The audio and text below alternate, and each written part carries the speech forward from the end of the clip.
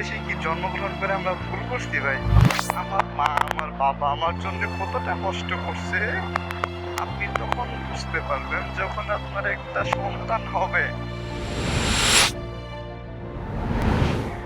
আমাদেরকে বাঁচাও। এই রাজনীতির নামে এইসব করে কি লাভ? এই ছোট ছোট বাচ্চাগুলা কি দোষ করছিল ভাই? এই ছোট ছোট বাচ্চার তো দোষ নাই, তো আছে নাই। দোষ যদি কারো থেকে থাকে তুমি তাকে ডিরেক্টলি ফোর্স করো না, তাকে ডিরেক্টলি হিট করো। তুমি আমাদের আমি কাকে বলছি? আমি বলি যেই ঘটনা ঘটাইছেন তাকে বলতেছি যে এগুলা ঘটনা ঘটাও। আমি তো আমরা তো মানা করি নাই, তোমরা যা ইচ্ছা তা করো, তাও মানা করি নাই, কিন্তু তোমরা এই ভাই ছোট ছোট বাচ্চার কি দোষ ছিল? এই ছোট ছোট বাচ্চার তো কোনো দোষ ছিল না। ওরা কেন এইভাবে মারা গেছে ভাই? বিশ্বাস করেন আমার চোখের সামনে আমি যখন একটা বিশে দিয়া বাড়িতে ছিলাম, আমি একটা 12:50-এর দিকে হচ্ছে আপনার ওই হাউস বিল্ডিং থেকে বিজিএমিতে যাবো, তার উদ্দেশ্যে যাচ্ছিলাম। তো একটা বাজে তখন ভাবলাম যে আস্তে ধীরে যাচ্ছি। লোকেরা আপনার ওই আমরা যখন আমাদের মিসিংয়ের বাসায় ঠাডা মারতেছিল, ঠাডা মারছেন কি দিনের বেলায় আমরা ঠাডা মারলাম দিকে হুট ঠাট করে নিছে। বাইরে ভাই যখন দেখলাম সামনে দিয়ে এগুলো বের করতেছে, কি ভিডিও করবো ভাই? আমার শরীর কাঁপতেছে যে ভাই একটা মানুষ কিভাবে পারে?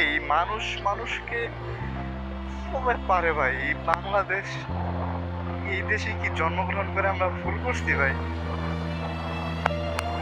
এই হচ্ছে আমার বক্তব্য যে ভাই আমরা যা মন সেই তা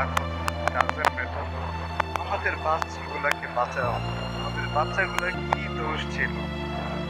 ওদের তো কোনো দোষ ছিল না, ওরা তো নিরীহ নিষ্পাপ ফেরেশতা। ওরা এইটাই আমি বলতে চাচ্ছি, ওরা তো ফেরেশতা ভাই।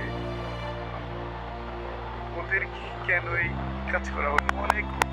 আমি দেখলাম যে অনেক মা বলতেছে যে আজকে আমার মেয়ে আসতে চাচ্ছিল না, আজকে আমার ছেলে আসতে চাচ্ছিল না, আমি জোর করে পাঠিয়েছি যে বাবা তুমি যাও, বিকালে আসতেছি। তো বিকালে এসে আর ছেলেকে পায় নাই, বিকালে এসে আর মেয়েকে পায় নাই। এই অবস্থা।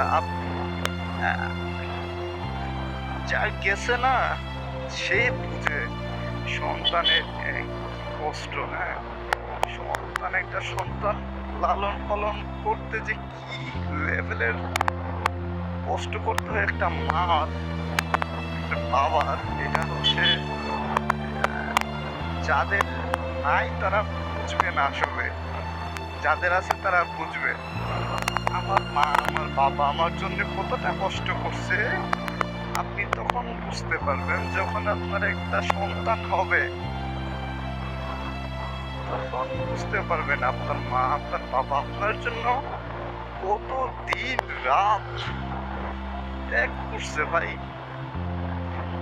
কত দিন রাত পরিশ্রম করছে আপনার জন্য, কত দিন রাত খায় না, না খায় ছিল।